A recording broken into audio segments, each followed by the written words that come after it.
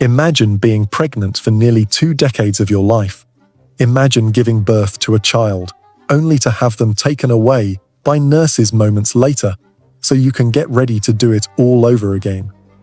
For most of us, this sounds like a nightmare. But for centuries, this was the reality for royal women. They weren't just queens, they were dynastic baby-making machines trapped on a relentless treadmill of pregnancy, birth, and often heartbreaking loss. Their value was measured almost entirely by their ability to produce heirs, sons. They were married off as teenagers and forced into a brutal cycle: conceive, give birth, recover just enough, and then return to the royal bedchamber to start the process again. Menopause wasn't something they feared, it was something they prayed for. It was their only escape. It was their only escape. Today, we're counting down the 8 queens in history who endured the most pregnancies and gave birth to the most children. Their stories are shocking, tragic, and a powerful look at the crushing weight of wearing a crown. Welcome, everyone. The stories we're about to explore go far beyond simple family trees.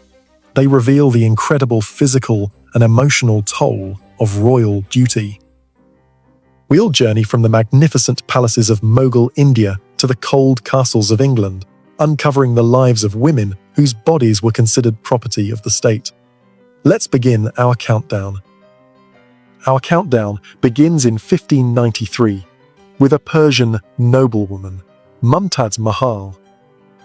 At 19, she married the future Mughal emperor, Shah Jahan. Now, Shah Jahan had 2 other wives for political reasons, and he had 1 child with each, as duty required. But his heart belonged completely to Mumtaz.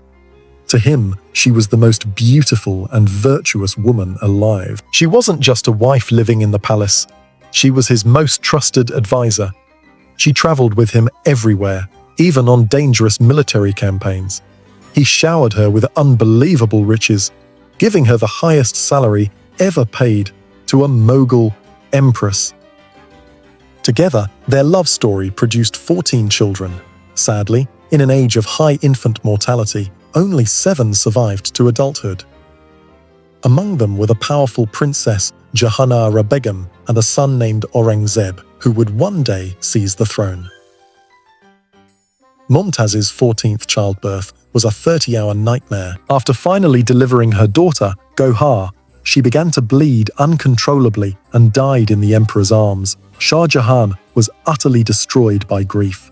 He poured all of his pain and love into building her tomb, the magnificent Taj Mahal, one of the wonders of the world. He was eventually buried beside her, but his death sparked a brutal war between his surviving sons, with the ruthless Aurangzeb emerging as the next emperor. Next, we travel to Britain. Born a German princess in 1744, Charlotte became Britain's first known queen with distant African ancestry. At just 17, she married King George III. Surprisingly for royals, they actually fell in love and preferred a quiet family life over wild royal parties. Charlotte got to work immediately, having her first child, the future King George Rovier, within a year of the wedding. Over the next 21 years, she delivered 15 children. That's a new baby almost every year and a half. She absolutely hated being constantly pregnant. And while expecting her 14th child, she wrote a desperate letter saying, "I don't think a prisoner could wish more ardently for his liberty than I wish to be rid of my burden. I would be happy if I knew it was the last time." Despite this, she adored her children, and they adored her. But tragedy was never far. Her 2 youngest sons, Alfred and Octavius, died from smallpox as toddlers. Perhaps traumatized by her own experiences and these losses, Charlotte became fiercely protective of her daughters. She delayed their marriages for years, sparing them the constant pregnancies she had endured. She focused on their education and kept them close by her side. As a result, none of her daughters had any children who survived. In their later years, King George III suffered from his famous madness, a terrible mental illness, and Charlotte stood by him as their son ruled in his place. She died at 74, surrounded by her family. Family. Let's turn the clock back to the 13th century. Eleanor of Castile, a Spanish princess, was married to the future King Edward I of England when she was just 13 and he was 15. Edward was a fearsome warrior, known for conquering Wales and battling Scotland. But at home, he was a surprisingly devoted and faithful husband.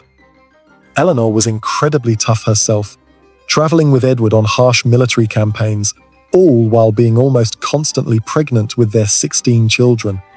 Her life was marked by loss. Her first child, born when she was still a child herself, died in days. Her next two babies also died soon after birth. A tragic but common fate for young teenage mothers whose bodies simply weren't ready. Of her first 5 children, only one daughter, also named Eleanor, survived to adulthood. Also named Eleanor survived to adulthood. Disaster struck again when their only living son and heir, Alfonso, died at age 10. Heartbroken, Eleanor endured one final pregnancy. This son, Edward, survived to become the future, ill-fated King Edward II. At 48, while on yet another campaign with her husband, Eleanor caught malaria. Her worn-out body couldn't fight it. King Edward, utterly heartbroken, ordered 12 beautiful stone crosses, the famous Eleanor crosses, to be built at every place. Her funeral procession stopped on its way to London. Also giving birth to 16 children was Queen Karen of Armenia. Nicknamed Anna, she was the daughter of a Turkish prince who married King Leo II in the 1260s. Records praise her for her wonderful soul and for being a true partner to her husband in both good times and bad. Her record of 16 children is even more astonishing when you realize it included 10 single births and 3 sets of twins. But her family story is one of absolute turmoil. Her first 3 sons died young. Her 4th son became king, only to be murdered. Her 6th son then took the throne and was also murdered.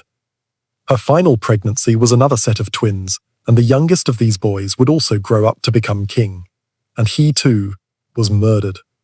Sued.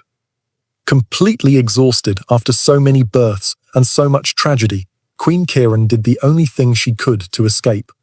She became a nun and retired to a monastery, where she died in 1285. Our other queen with 16 children is one of history's most powerful women, Maria Theresa, the Holy Roman Empress. Born in 1717, she fell deeply in love with her husband Francis, but sadly, he was unfaithful their entire marriage. Maria Theresa was a political genius. She held the real power, fiercely defending her empire and pushing through major reforms.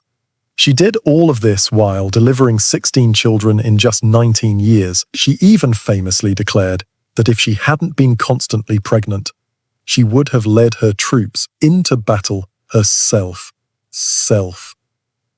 The Empress used her 13 surviving children like chess pieces in the great game of European politics, arranging powerful marriages across the continent.